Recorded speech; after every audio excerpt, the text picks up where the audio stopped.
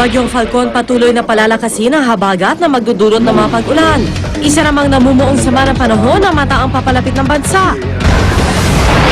Matinding baha sa Malabon nagdulot ng perwisyo sa mga pasahero.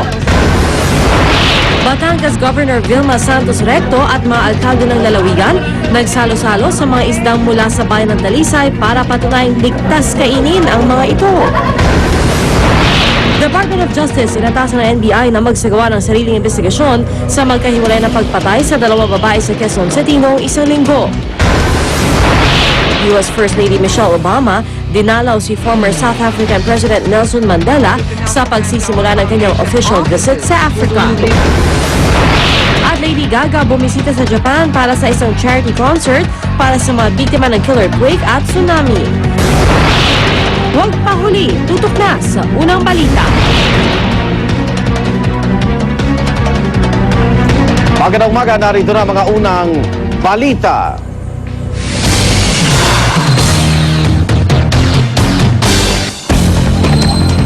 Patuloy na binabantayan ng pag-asa ang bagyong Falcon. Uli itong namata sa layong 550 kilometro silangan ng Borongan, Samar. Napanatili nito ang lakas ng hangin umaabot sa 55 kilometro kada oras. Kumikilos ang bagyo pahilagang kanluran sa bilis na 15 kilometro bawat oras.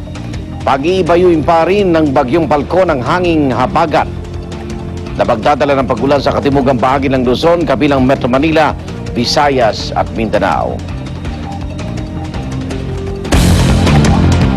At para po sa karagdagang detalye kaugnay ng bagyong Falcon, makakasama po natin ang Senior Weather Forecast sa Pag-asa, si Rene Pasyente. Rene, good morning. Hi, good morning, Igan. Okay, pakituro nga, nasa na itong si Falcon? Wala. At ano ang lakas nito ngayon? At ang sabi ng Pag-asa, hindi ito magla-landfall. Tama, Rene? Okay, Rene? Babalikan po natin si Rene Pasyente. Dahil sa baha, suspendido pa rin po ang klase sa ilang eskwelahan sa Malabon at Valenzuela ngayong araw. Ayon sa Department of Education, wala pa rin pasok sa Dampalit Elementary School Main at Dampalit Elementary School Unit 1 sa Malabon. Sa Valenzuela naman, wala pa rin pasok sa Polo National High School, Pio Valenzuela Elementary School, Tagalag Elementary School at A. Beato Elementary School. Mga taga-Albay umaasang hindi mananalasa sa kanilang probinsya ang bagyong Falcon. Kung magkakataon daw kasi, malaki na naman ang dulot nitong perwisyo sa kanilang kabuhayan at sa pag-aaral ng mga bata.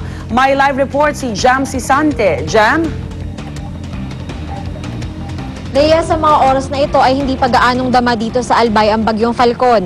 Umaasa ang mga taga Bicol na hindi magdudulot ng pinsala itong panibagong bagyo gaya ng ibang sama ng panahon na nakaapekto sa rehiyon.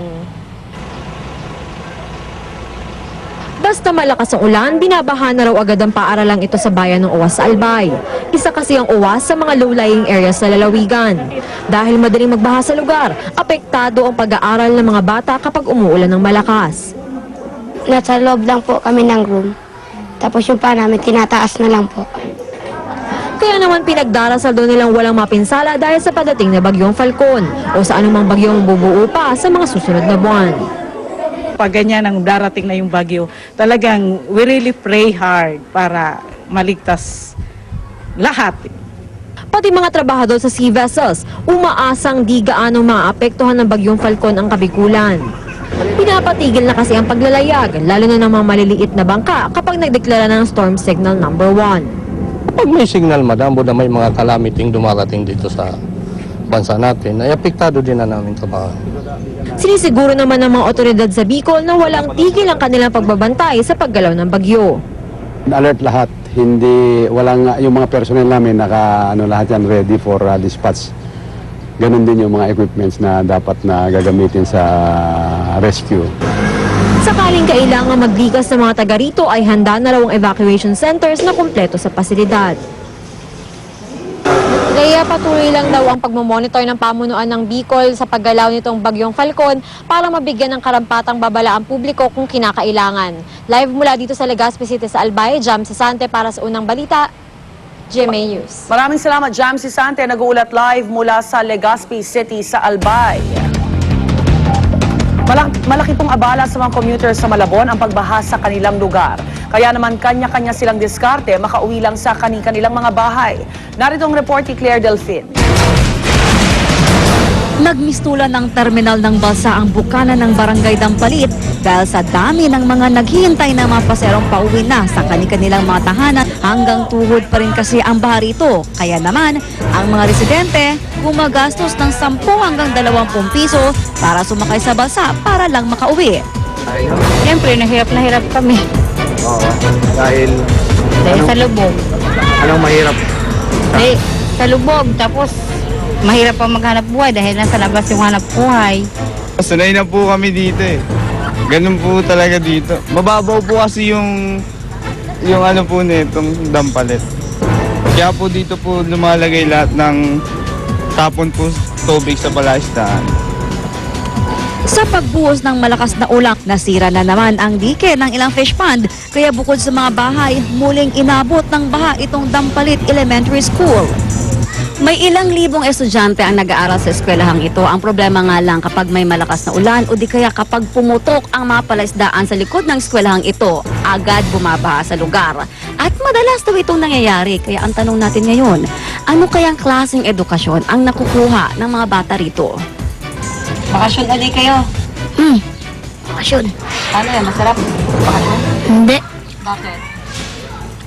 Kasi walang matutunan. Hindi makapasok yung mga bata, mga 3 buwan minsan, abot ng 3 buwan.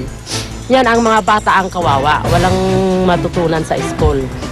Para sa unang balita, Claire Delfin reporting. Balikan natin si Rene Pasyente sa Pag-asa para po sa update ng bagyong Falcon. Rene, good morning uli. Ay, magandang umaga uli dyan. Okay, nasa na si Falcon at hindi talaga siya magla-landfall, ano? Hindi. Nasa natin na yung patuloy na direction niya ngayon, Oo. hindi siya mag-landfall anumang bahagi nating bansa. Ito Pero ay- malawak yata yung sakop nito eh, no? totoo igan, may kalawakan yung kaulapan na dala ng bagyong si Falcon. So, anong bahagi ng bansa natin ang talagang direktang maapektuhan nito kahit hindi siya ikangay dumaan sa ating lupa? Actually, igan, yung mga kaulapan niya napektuhan na ngayon ng Eastern Visayas at saka Bicol. Aha. So, yung mga clouds na pupunta sa bagyong Falcon, naapektuhan na ang Eastern Visayas at saka Bicol area. So, inaasahan natin na ngayong araw, maulan ang Mindanao, Visayas at ang Bicol. Okay, yung habagat pa rin, no? Pinapalakas nito. Oo, totoo igan, yun ang nakapikto ngayon sa Kabisayaan at Mindanao. Okay. At mga ilang araw mananatili sa tingin mo sa direksyon nito, itong si Falcon sa bansa? Abutin ng weekend igan bago makalabas sa ating Philippine Area of Responsibility ang bagyong si Falcon. So sa mga susunod na mga araw, magiging maulap at may manakanakang pagulan tayo? Sa Metro Manila, inaasahan natin na mamayang gabi o kaya bukas, makakaranas na rin tayo ng mapag-ulan dahilan sa yung pinag-ibayong habagat. Kailan yung maaliwalas ang panahon? Siguro pag ito ay nakalayo na, nasa Southern Japan siguro, igan, gaganda ng panahon ulit natin. Rene, weekend na naman. Hirap na naman tayong dalawa. Oo nga eh. Hindi na naman tayo makakapagkula. Okay.